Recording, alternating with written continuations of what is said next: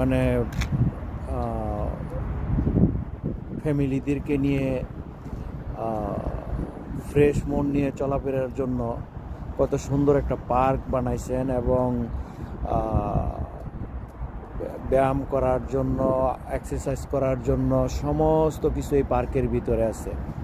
মানে পার্কটা এত বড়, পার্কটার নাম হলো স্পিয়ার জোন। মানে অনেক অনেক ভালো লাগবে, আমি আপনাদেরকে ভিডিও দেখাই। এবং এইখানে বিভিন্ন প্রকারের ক্যাব রেস্টুরেন্ট আছে, ফাস্টফুডের দোকান আছে। এগুলি দেখলে আপনারা হয়তোবা মনে করবেন আসলে আমাদের দেশে তো বাচ্চাদেরকে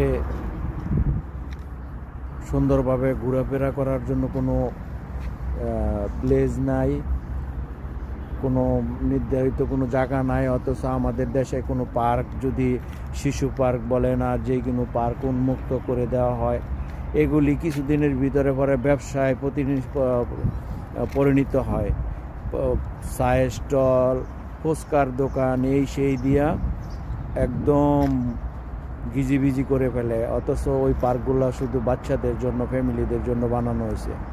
এই যে দেখেন, এই যে এটা একটা ক্যাফ, এখানে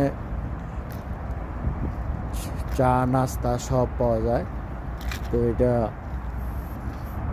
এই যে একজন দৌড়াইতেছে, ব্যায়াম করার জন্য সুন্দর ব্যবস্থা রাখছেন এক্সারসাইজ করার জন্য।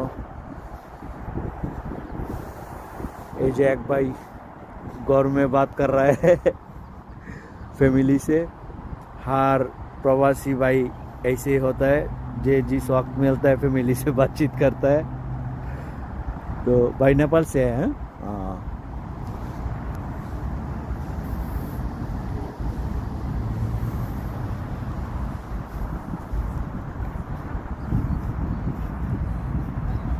প্রচণ্ড ঠান্ডা ঠান্ডা ঠান্ডা ঠান্ডা ঠান্ডা ঠান্ডা,